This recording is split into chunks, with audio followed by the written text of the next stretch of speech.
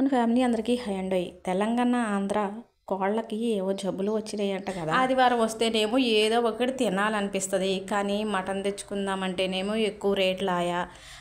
అర కేజీ తెచ్చుకునే కాడ పావు కేజీ తెచ్చుకునే కాడ 100 గ్రాములు అయినా తెచ్చుకొని చేసుకొని తినాలనిపిస్తుంది ఆదివారం వస్తే కదా. ఇంకా నిన్న ఆదివారం అని మటన్ తీసుకొచ్చారు, ఒక అర కేజీ కూర చేస్తున్నాను. ఎలా చేశానంటే, ముందు మటన్ని శుభ్రంగా కడిగేసి పక్కన పెట్టేశాను. స్టవ్ వెలిగించి ఒక గిన్నె పెట్టుకొని కూరకు సరిపడా ఆయిల్ వేసేసాను. ఆయిల్ వేడెక్కిన తర్వాత ఒక 2 ఎండుమిర్చి తుంపి వేసేసాను. సాధారణంగా నేను ఇలా నాన్ వెజ్లో ఉల్లి ముక్కలు ముందు వేయను, కానీ ఏదో మన సిస్టర్స్ అందరూ చెప్తున్నారు తాలింపులో ఉల్లి ముక్కలు వేయవక్క అని అంటున్నారని చిన్న ఉల్లిగడ్డ వేసానండి కట్ చేసి. కొద్దిగా జీలకర్ర కూడా వేసాను, కానీ ఉల్లి ముక్కలు వేగిన తర్వాత మటన్ వేసాను, కానీ వీడియో రాలేదు. వీడియో వచ్చింది అనుకున్నాను, రాలేదు, ఏమనుకోకండి. మటన్ వేసిన తర్వాత పావు టీ స్పూన్ పసుపు, 2 స్పూన్ల కల్లుప్పు కూడా వేసేసాను. ఇలా ఉప్పు పసుపు వేసిన తర్వాత గరిటెతో ఒకసారి అలా ఇలా తిప్పేసుకొని మూత పెట్టుకోవాలి. నేను ప్రతి ఒక్క నాన్ వెజ్ చేసేటప్పుడు చెప్పేది ఇదే. ఉప్పు వేసిన తర్వాత ఇలా మూత పెట్టేసుకుంటే ఆ ముక్కల్లో ఉన్న నీరంతా బయటికి వచ్చేస్తుంది. చూడండి, ఇలా అనమాట. ఈ నీరంతా పోయిందాకా ఇలా మూత పెట్టి వేయించుకున్నాం అనుకోండి, ఏ కూర అయినా టేస్ట్ బాగుంటుంది. ఇక ఇలా నీరు మొత్తం పూర్తిగా అయిపోయింది కదా. ఇప్పుడు మసాలా పేస్ట్ వేస్తున్నాను. ఈ మసాలా పేస్ట్ అంతా చూసి వామ్మో ఇంత మసాలా పేస్టా అని మాత్రం అనుకోకండి.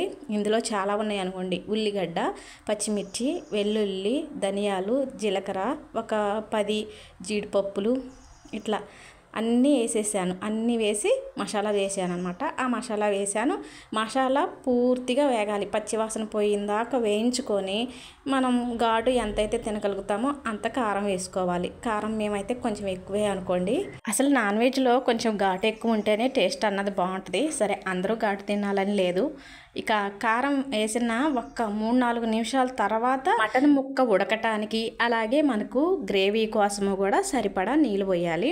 ఎప్పుడైనా సరే నాన్ వెజ్లో కారం వేసిన ఒక 3-4 నిమిషాల తర్వాతే నీళ్ళు పోసుకుంటే బాగుంటుంది.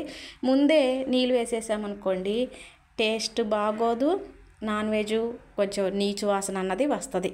ముందు కారం వేసిన తర్వాతే నీళ్ళు పోయండి ఎప్పుడైనా, అలా అయితే బాగుంటుంది. ఇంకా కూరకు సరిపడా నీళ్ళు పోసేసి మూత పెట్టేసేద్దాం.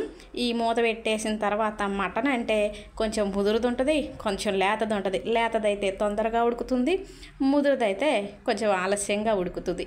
చూసారుగా, చాలా వరకు అన్నది దగ్గరికి వచ్చింది. ఇప్పుడు ఇందులోకి 1 స్పూన్ గసాలు వేయనట్టు, అంటే ఒక పావు టీ స్పూన్ నువ్వులు, తెల్ల నువ్వులండి. ఈ 2 కలిపి రోట్లో నూరి ఇలా వేసేస్తున్నాను. కూర కమ్మదనం వచ్చిద్ది గసాల వల్ల, గ్రేవీ కూడా చిక్కగా ఉంటుంది అనమాట. ఇలా వేసిన తర్వాత ఒకసారి గరిటెతో తిప్పుకోవాలి. మటన్ చేయటం, చికెన్ చేయటం మీ అందరికీ రాదని కాదు, ప్రతి ఇంట్లో కూడా తలా ఒక తీరుగా వండుకుంటారు. నేను ఒకలాగా చేశాను అనుకోండి, మీరు ఒకలాగా చేస్తారు. నేను చేసే విధానం మీకు చూపిద్దామని ఇలా చూపిస్తున్నాను. ఇక మరొకసారి మూత పెట్టేసి ఒక 10 నిమిషాల దాకా ఇలాగే ఉడికిన తర్వాత ఇందులోకి ముఖ్యమైనది గరం మసాలా నుండి. మీరు చాలామంది ధనియా పౌడర్ వేయవా ఏంటక్క కూరలలో అంటారు. నేను ధనియాలు, జీలకర్ర, లవంగాలు, యాలకులు, దాల్చిన చెక్క, కొన్ని బిర్యానీ దినుసులు ఇవన్నీ కలిపి వేయించి ఒకసారి మసాలా పడతాను. ధనియాలు అయితే విడిగా పట్టను, కానీ మీరు చాలామంది చెప్తున్నారు, కానీ మరోసారి అలా ట్రై చేద్దాం అనుకుంటున్నాను.